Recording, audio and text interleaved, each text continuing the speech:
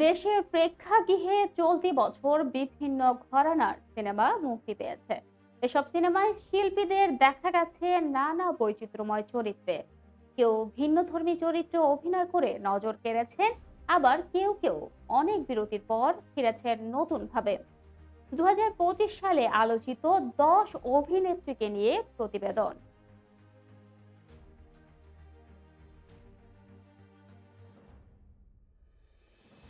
জয়া আহসান।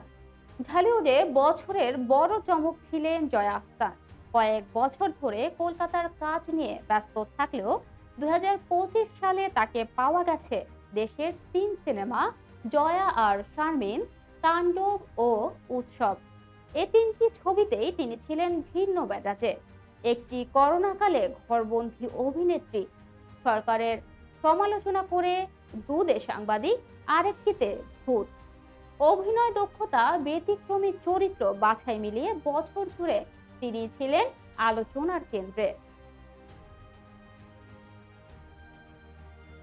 তমা মির্জা। বছরে মাত্র একটি ছবি দাগি, কিন্তু তমা মির্জার আলোচনায় থাকার জন্য যেন এই একটি যথেষ্ট। জেরিন চরিত্রে পরিণত অভিনয় করেছেন তমা।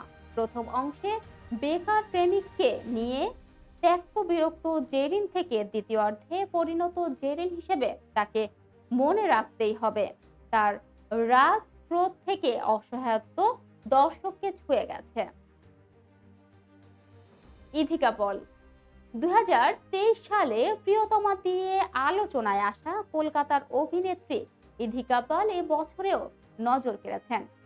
সাকিব খানের বিপরীতে বরবাদ ও সাধারণ চাকরিজীবী থেকে প্রতিশোধ পরায়ণ তরুণীর চরিত্রে তাকে নতুন করে পরিচিতি এনে দেয়। সাকিব ইথিকা রসায়ন নিয়েও আলোচনা হয়েছে। বছর জুড়ে আরো কয়েকটি বাংলাদেশি সিনেমায় ইথিকার অভিনয়ের খবর শোনা যায়। কোনোটাই অবশ্য পরে সত্যি হয়নি।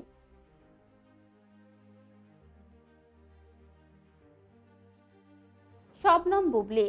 বছরটি শুরু হয়েছিল মিশ্র অভিজ্ঞতা দিয়ে।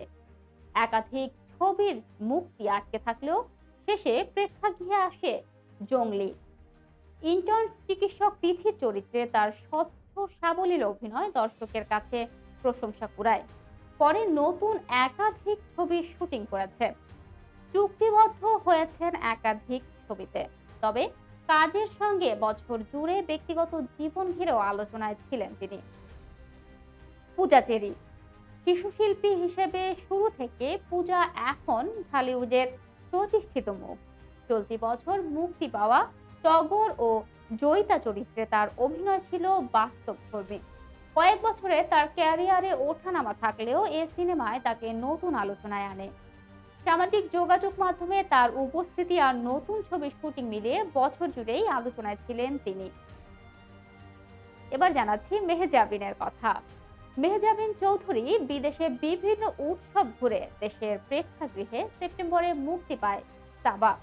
ছবির কেন্দ্রীয় চরিত্র সাবা হিসেবে মনে রাখার মতো অভিনয় করেন মেহজাবিন।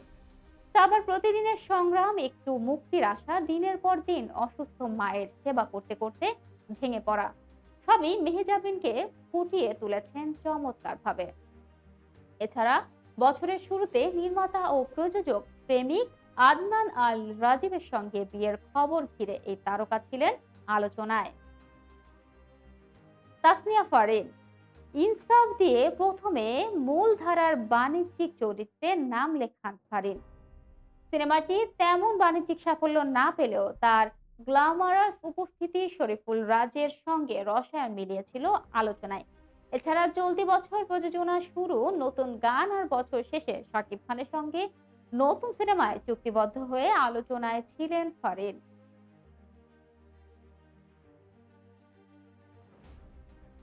সাবিলা নূর। 10 বছরের ক্যারিয়ারের পর সাবিলা মূলধারার বাণিজ্যিক সিনেমায় পা রাখেন চলতি বছর। শাকিব খানের সঙ্গে তাণ্ডব ও তার রসায়ন ছিল বছরের অন্যতম আলোচনার বিষয়ের কেন্দ্রবিন্দু। চরিত্রটিতে সাবিলার প্রাণবন্ত উপস্থিতি, গানের দৃশ্যে উপস্থাপন তাকে আলোচনায় রেখেছে। বছরের শেষে আরো একটি সিনেমায় যুক্ত হয়েছেন সাবিলা। এবার জানাচ্ছি নুসরাত ফারিহার কথা। নুসরাত ফারিয়া চলতি বছর প্রেক্ষাগৃহে একটি ছবি মুক্তি পায়। সেটি হচ্ছে জিন 3। ছবিটি নিয়ে তেমন আলোচনা না হলেও এর কন্যা গানটি সামাজিক যোগাযোগ মাধ্যমে ঝড় তোলে। এছাড়া চলতি বছরে মে মাসে হজরত শাহজালাল আন্তর্জাতিক বিমানবন্দর থেকে গ্রেফতার হন অভিনেত্রী। পরে অবশ্য জামিনে মুক্তি পান। সব মিলিয়ে বছর জুড়েই আলোচনায় ছিলেন তিনি। দর্শক, এই ছিল এখনকার মতো আমাদের বিনোদন অঙ্গনের সংবাদগুলো। পরবর্তী সংবাদ দেখার আহ্বান জানিয়ে এখানে শেষ করছি। ধন্যবাদ।